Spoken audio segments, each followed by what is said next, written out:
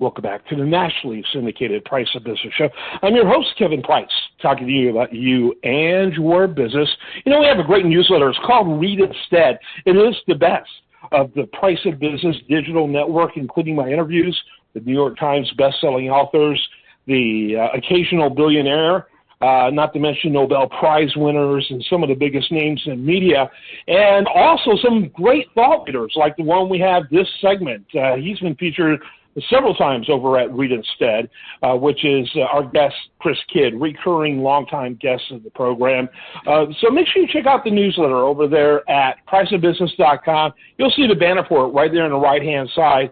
Make sure you check that out. Chris, always love having you on the program. Chris Kidd, we call him the money guy, the money man around here on the Price of Business show. He brings so much insight and information and clarity on money issues, which is always important, but now is important like on steroids. He's a financial coach. He has a great connection with the entertainment industries as well and the sports industries as well. We've had many guests in those places. Always love having you on, Chris. Tell us a little bit more about you and your the work you do for mankind, which is a very important one. Yeah, well, it's funny because I didn't always come from a background of knowing a whole lot about money or how to handle it the right way, and it's kind of interesting how things work out in life to use things that you went through become your story to help somebody else. So that's how I learned a lot of these things. I got a passion that I developed for helping people financially because, one, I saw what it did to me, but I also looked around and saw what it did to families. And the number one cause of divorce is because of financial stress and different financial issues. So I said, well, if I can do something about that, I can probably save a lot of families. And, like you said, I'm plugged in with people in the sports and entertainment industries. And there's so many people from there. I mean, the norm is, okay, you make millions of dollars, and then a few years later you have nothing to show for it, and you're broke. So I wanted to do something about that as well. So that's basically my whole mission in life, is to help people make better financial decisions, to be in charge of their money, and to tell their money where to go instead of asking where it went. Sometime, and by the way, Chris's website is Chris Kidd. That's 2 Ds, chriskidd.com. Sometime you and I need to do, a reoccurring series. We probably won't be able to get them on, but we can still talk about their stories. Rags to rags stories in the field of sports. We could do an ongoing, incredible, never-stopping series, because when I think about these names, man, and entertainment, but I say even particularly sports, like William Refrigerator Perry, his story alone is astonishing. What an incredible icon of the 1980s who I believe is living with his mom and has all kinds of health issues, which, of course, that'll impact you even if you manage your money well. But, with or without health issues, he was ruined. He was ruined before those health issues even came financially. And there's so many of those stories. And we don't want to talk about them in order to mock, but for people to learn that your money's only going to be as good for you as you are good with your money. An interesting series. We ought to look into that more. Also, with that, what a great segue for our topic today, which is credit card debt. Credit card debt is crazy. It seems like during COVID, people were using it even more than usual, and let's face it, they used it too much anyway. And then all of a sudden, we started these interest rates. And that's tremendously impacting. Even if they're not requiring more from you each month, less of what you're paying is going to get rid of the debt itself. It's just going to interest. It's really horrific. Yeah, absolutely. And not only that, but the credit lines can get just cut at any time. I mean, they can decide, okay, you're not worth the credit risk anymore because stuff is getting tighter for us. So, okay, well, maybe you had X amount of credit availability. Well, now, you know what, we just cut it to this. And it might actually be less than what you already owe. So that's happening as well. Yeah, no question about it. So talk a little bit. There's so much variance on the strategies out there, and I think many of them, if not most of them, have merits, unless they're suggestions from credit card companies. Then you better proceed with caution. but do you start with the biggest debt and work your way down, or do you start with the absolute smallest debt just in order to build momentum and really build courage? Like, look what I can do. I did this $250 credit card debt, and I cut up that card, and I'm ready to move on. If that's what you decide to do. I'm not saying always cut the card, but sometimes that makes sense if it's for, say, a Shell station or whatever. Quit doing that. That's just ridiculous. What is your thought on that? Oh, no, it's the highest interest rate. You start with that. There's a lot of different strategies. Kind of give us a panoramic overview of those strategies and the merits of each. Well, the first thing I would say is there's multiple different strategies out there that people teach, and from several of the ones that you mentioned. So the number one thing is that you actually work the plan. So if you'll stick to it, pretty much anything will work. You can work the numbers and it'll work out. But what I personally recommend is I usually have somebody that I sit down with and say, all right, let's look at these and put them all in order. And then we'll look at the smallest balances, and then basically look at, okay, well, with the smallest balance, what's your biggest payment on these balances? What it comes down to, because you might have something that, okay, I got a $250 balance here and a $230 balance here, and one is $25 a month and the other is $15 a month. Well, basically what I like to say is, what's affecting your cash flow the most? Which one of these getting rid of will free up more cash flow? So if it's relatively pretty close to the same number, even one might be just a little bit more or less, which one's taking the most cash flow from you? So I start with that, the smallest balance with the biggest payment.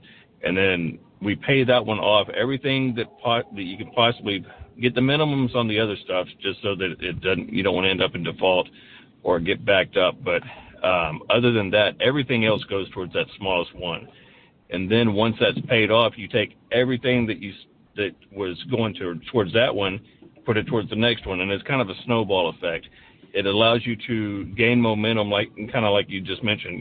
You build momentum that way, but then it gives you more to put towards the next one. So by the time you get to some of the bigger ones, rather than having maybe $100 extra to put towards the bigger ones that you would have if you started with that, you might have $1,000 or $2,000 extra to put towards those. Mm-hmm. So what if it's a really pressing one? It's $5,000 and it's a really high interest rate too. Do you go after it first and put the other ones aside? Or, I still think it makes more sense to get the momentum and get more money, like you just said. That's brilliant. In your corner when you tackle that. Yeah, it won't be as quick, maybe, per se, but it may be quicker long-term if you particularly are the type of personality where you tend to throw in the towel, on these projects. That's the last thing you want to do. And starting small may help you not throw in the towel and to get that momentum and the gratification of, wow, look what I did, which is powerful when you struggle with these things, which a lot of people do. Yeah, if you've got the cash, well, first of all, if you've got the cash to pay off like some of these, then why are you carrying a balance in the first place? So, and paying 20-something% on a card when you're getting like nothing in the bank. So that's question number one.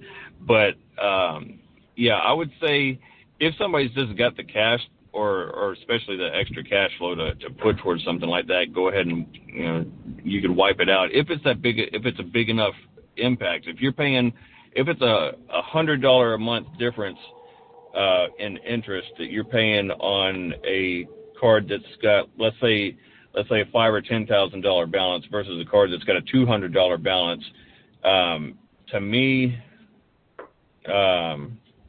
it's not really worth it to save $100 versus to be able to knock out for the others that's going to save you $500. So you can put an extra 500 towards that afterwards. And I hope people are following what I'm saying, because the more that you knock off, like you take a whole bunch of little numbers from the bottom, and when you add that up, that creates a bigger number that you can put towards the bigger ones on your way up. So it's a bigger impact overall. It seems kind of trivial paying the smaller ones first, but when you knock those off, it frees up that much more cash flow, and I feel like it helps get out of debt faster that way. Mm-hmm. The other thing to keep in mind is do not keep charging on those cards, especially if you have a super high balance. You want to keep that like at bay. Keep that held at the balance that it is. You do not want to keep on charging and adding fuel to the fire there, because you'll just create something you're never going to get out of. And there's ways for that too. I mean, sometimes I don't like to say it, but there's times for default. There's times to walk away. There's times to settle stuff. Everything can be repaired. One thing, I don't know if you've noticed, but also the suicide rates have gone up tremendously. That's something that bothers me a lot. Since the COVID stuff, and it's only gotten worse. And then you've had some of the cryptocurrency crashes that a lot of people who were crypto bazillionaires overnight are jumping out, or killing themselves now. And it's just suicide's another issue that bothers me a lot, because I've had friends that went that way, and it really it hurts people that are left behind. And there's nothing you really can't recover from. Sometimes we got to have that conversation with ourselves, because it's a lot easier when it's somebody else. But when you're in it, when you're the person that's dealing with it, it seems a little bit different. And you can't always see it, but you can always recover from it.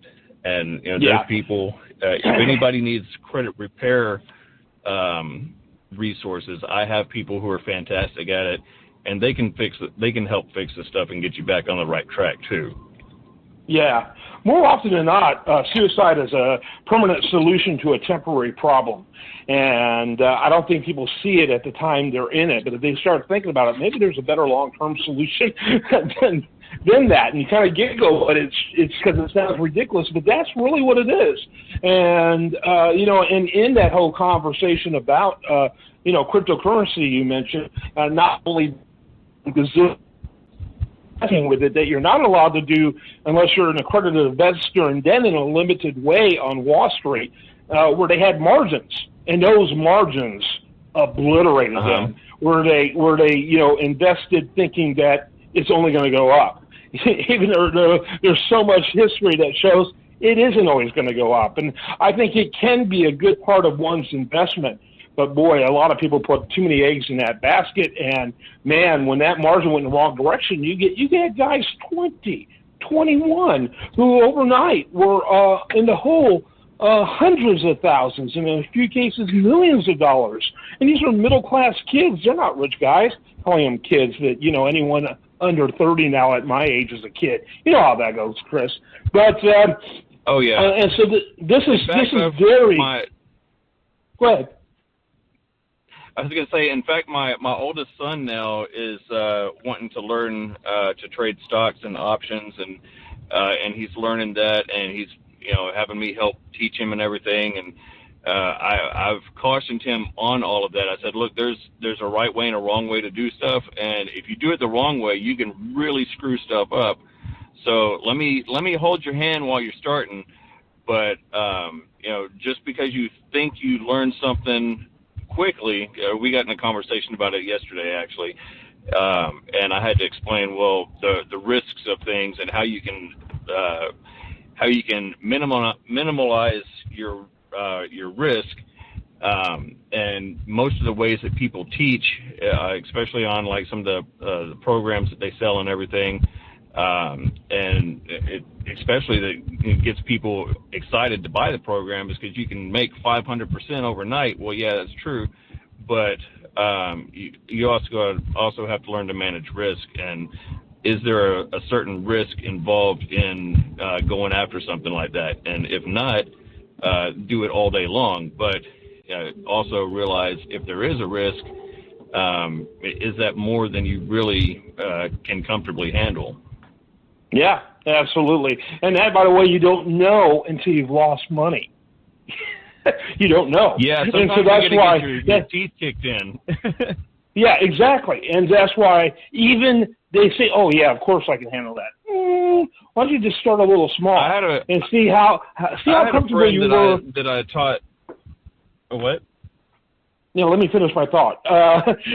See how you felt losing $500 before you set yourself poised to lose $5,000. Try that first. They'd be surprised how unhappy they were over $500. Then they started thinking about $5,000. It's like, oh my God. Oh yeah. So, hey, Chris Kidd, I love having you on. This stuff is very important. I love the fact that you took it and broke it down into step-by-step pieces. And your advice is perfect. I love, and I agree with that. I call it perfect because I already thought that. It's like, great minds here is what it feels like when people agree with you.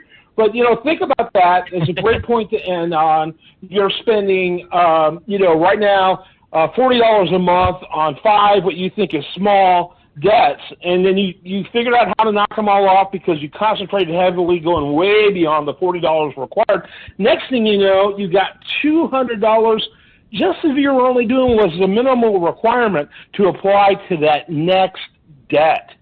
That is incredible without any changing of your lifestyle, any altering of your lifestyle. And, of course, you can always do more, which is recommended, so it's awesome. chriskidd, KIDD.com. Final thoughts from you, sir, as we wrap it up. Well, I guess I should point out that I also have a book called Defeating Debt that lays that strategy out and a bunch of other money management tips. If anybody wants to look that up and get it, they can also contact me on my website at chriskidd.com, or I'm on Instagram at financialcoachkid. But yeah, that's I guess I should put that out there in case anybody wants to go back and look up that process on how to go through this. Yeah, very reader-friendly book. I strongly encourage people to check it out. chriskidd.com. Chris, stay for a second, chat with you during the break. chriskidd.com. Make sure you check him out. I'm Kevin Price. This is The Price of Business.